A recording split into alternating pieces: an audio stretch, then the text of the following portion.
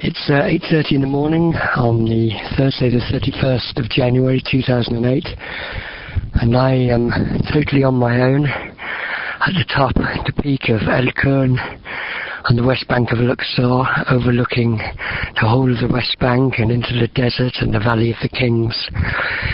It's the most remarkable experience of my life. This is a place I've dreamt about as long as I can remember. And to be here and to have it to myself, as I always dreamt I might, is absolutely amazing and bound to bring out all the cliches. At the moment I'm halfway between the two peaks of Qurn.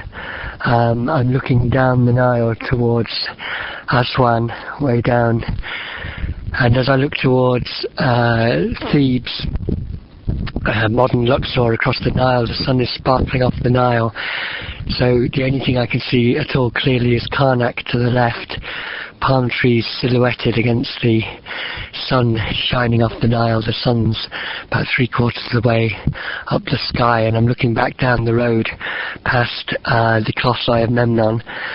There's smoke coming up from the sugarcane fields, and I'm looking towards Ramla, where I'm living at the moment. I'm now just turning around to look the other way. I'm now looking into, just below me is the western valley of the Valley of the Kings, and then I can see into the Valley of Kings proper, and all around me great big mountainous plateaus of desert. It's just an absolutely incredible place. I've never been anywhere like this before, and it puts you in mind of the Grand Canyon or something like that. Fantastic weather. I've got a windproof on and a fleece, and I've had gloves on, just taking them off.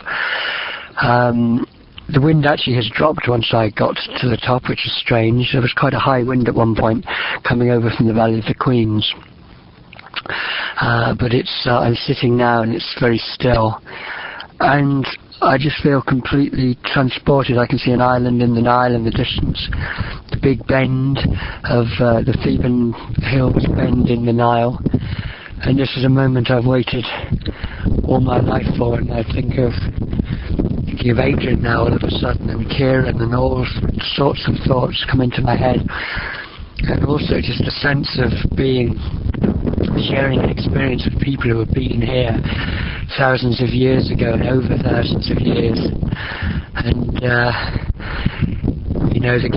first glimpse of this place that Belzoni had, Champollion had, Napoleon's men had, Howard Carter, and it's just absolutely amazing. And I just love the fact that I don't have to share this with tourists.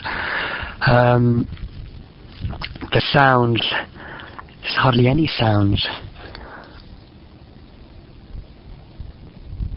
Just a slight hum from Luxor city in the background.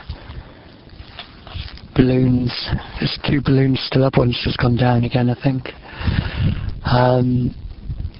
Looking all around, straight plain, and then on my right hand side the cultivated fields. It's one of these experiences. It's exactly as you expected it would be, but even better, even less compromised. It's really extraordinary. It's an enhanced, more intense version of the experience that I've been expecting for certainly the past year or so, when I particularly investigated the Valley of the Kings. Okay, enough rambling, so I'm going to head down now, I think, in towards the Valley of the Kings. It's 8:45. Goodbye.